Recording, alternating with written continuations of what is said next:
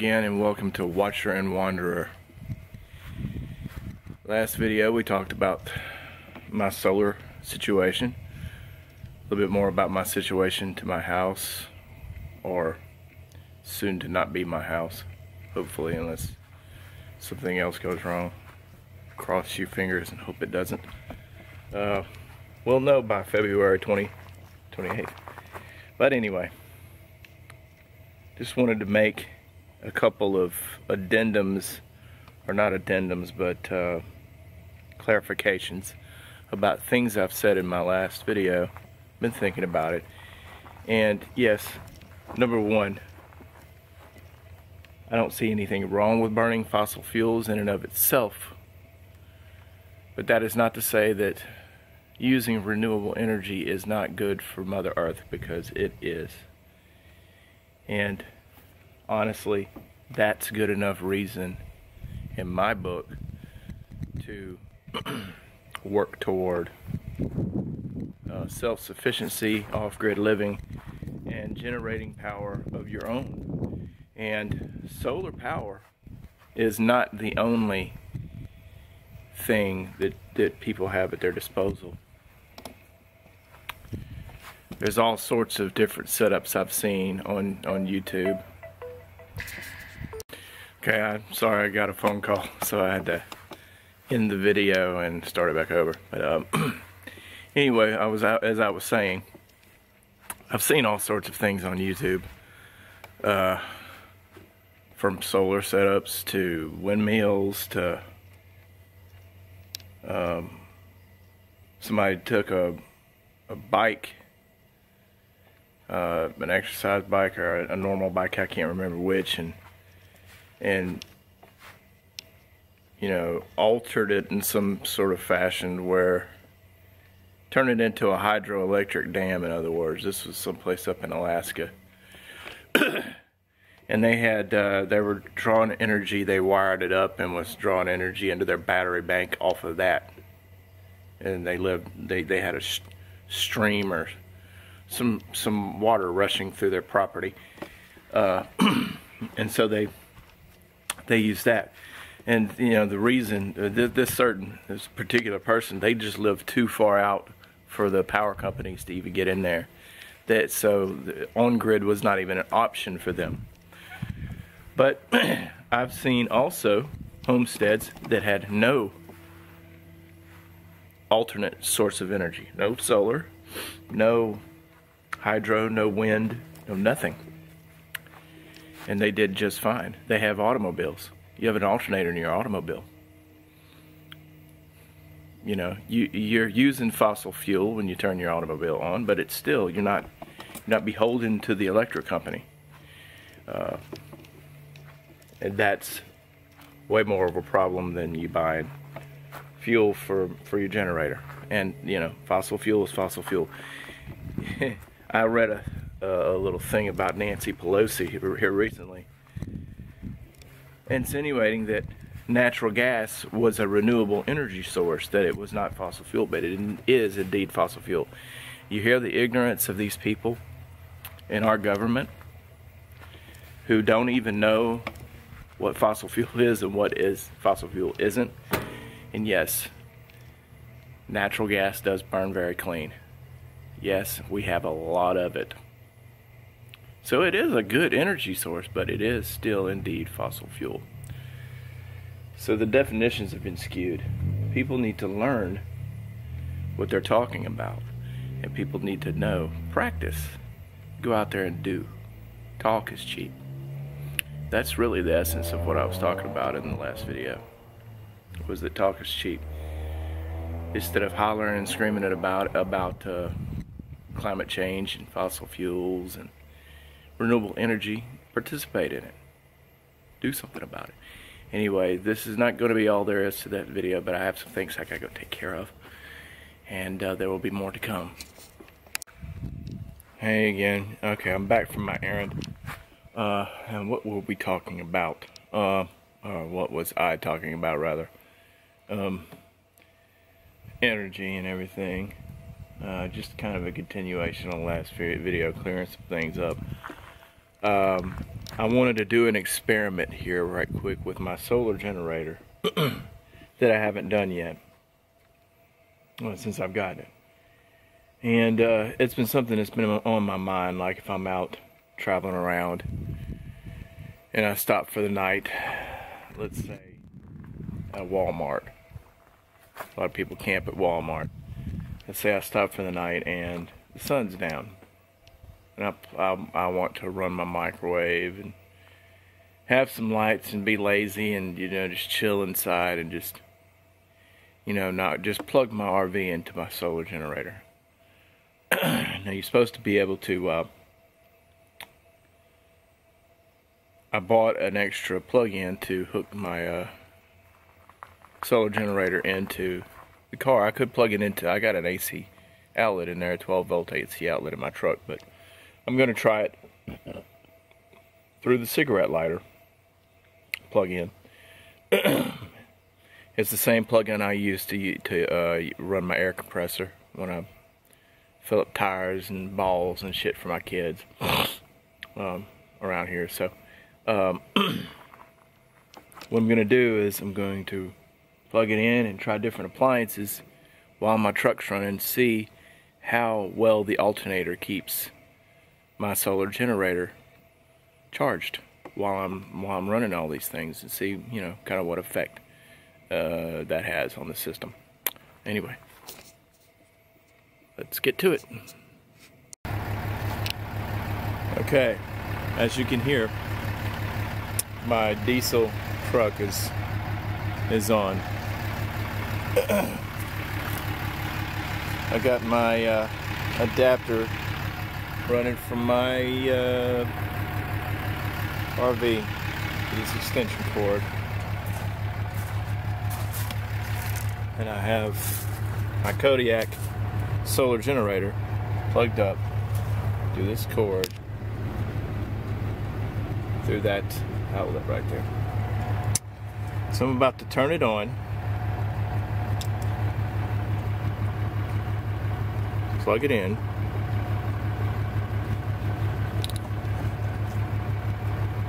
see what kind of draw I have off the bat.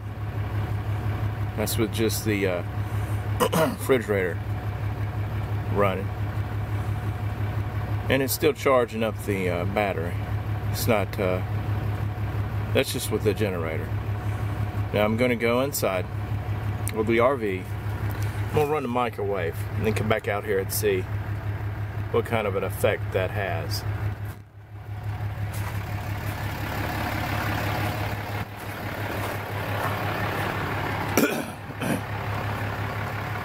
I'll sure be glad when I shake this thing that I have that's making me cough a lot. Okay, in here.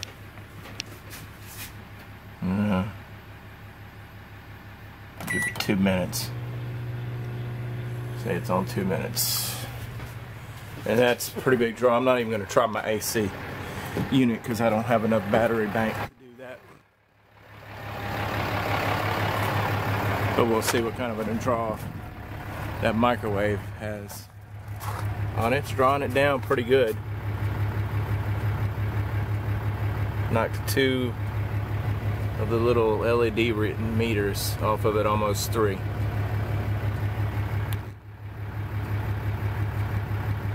But that will only go on for about 2 minutes.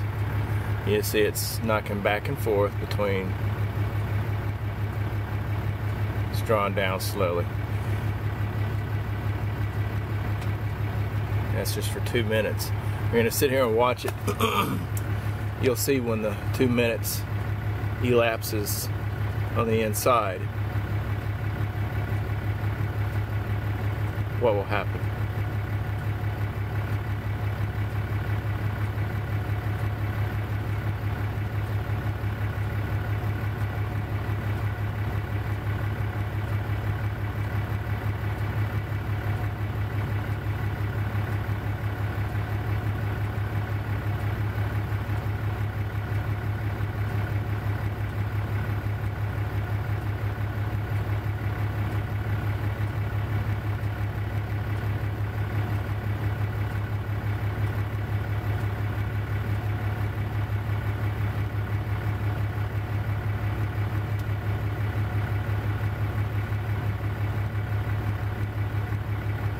Don't you just love the sound of a diesel engine? I sure do.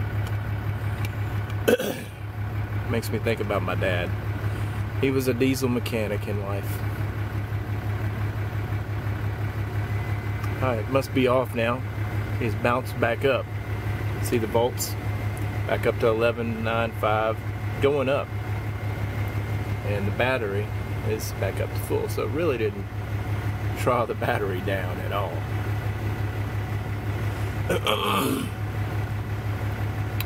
that's about the heaviest draw I'll have in there on that thing.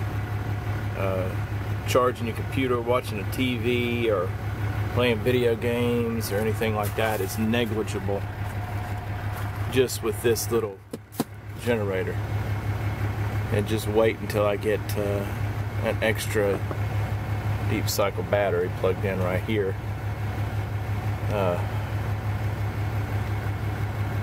I'll make it even more powerful.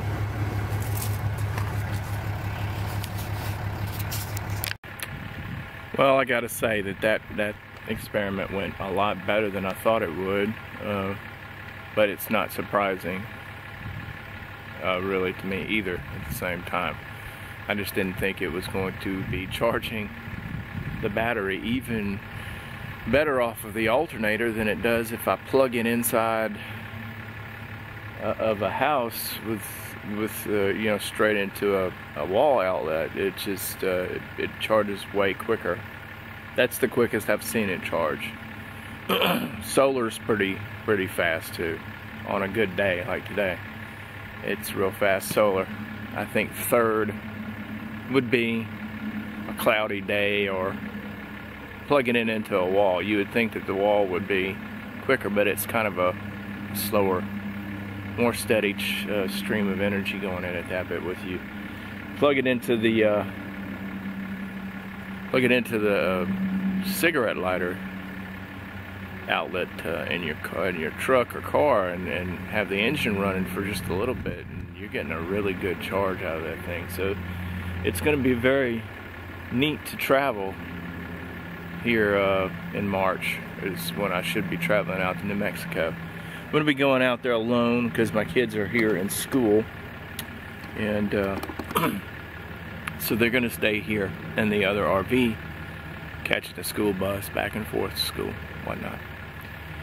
And I'm going to head out there in my RV because I can't stand flying. And besides, I'm maybe out there for a while getting everything hooked up. And I'll be making videos from out there too for you guys to see. What I want to do with this channel is I want to encourage people not just to go off the grid with power, but in every way possible. And let you know that it's not hard. It's extremely easy, and it's just a different experience. Something that you have to wrap your mind around, because you've been conditioned your whole life, and I know this because I am too. But you have to be conditioned your whole life. You've been conditioned your whole life into thinking that you need instant gratification as far as electricity, water, food.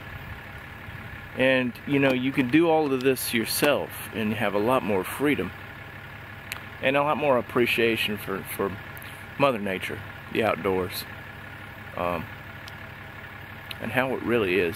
Most people, at least in first world countries, I can't speak for anything else, so I don't really know. But in this country, in a first world country, most people are used to going to the store, getting everything they need, getting up in the morning, flushing toilets and stuff like that. And yeah, I plan on having a flushing toilet out there. But you can accomplish all these things yourself, is what I'm saying. Just a little bit of an investment of a small amount of money, but a lot more of your time up front to set things up. That's all it takes. And then you'll be free. You won't have to be beholden to a 9-to-5 job. You know, I have my money invested in the stock market. I don't work a 9-to-5 job. I try to make money in other ways, and I will be making money.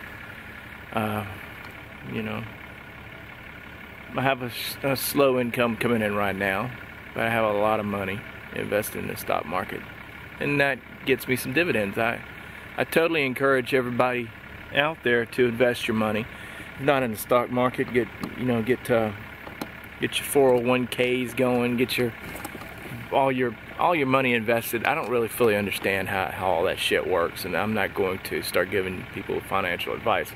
But I will say, if you don't have your money working for you, you're wasting it. You're wasting it. And you gotta keep that paycheck coming in. You gotta do what your boss tells you to do. If you like that, and you like that sense of stability, because it's just a sense. Things could have a downturn and they could lay people off at your job. Your boss may be going through a rough breakup or something and fire you for no reason. There's just all sorts of bullshit that can happen when you work for someone else, because you're at their whim. You're their slave, basically. But anyway, next month I'll be going out there to New Mexico, and I will be overseeing the building of a garage. That's the only structure, at least at first, that I'm having built on my property.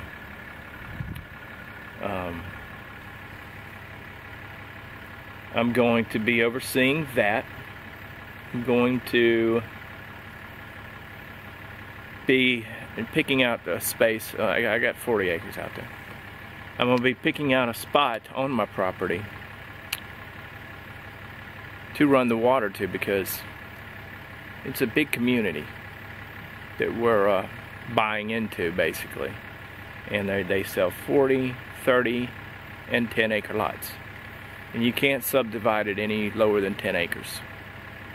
And it's supposed to be a green, self-sustaining community.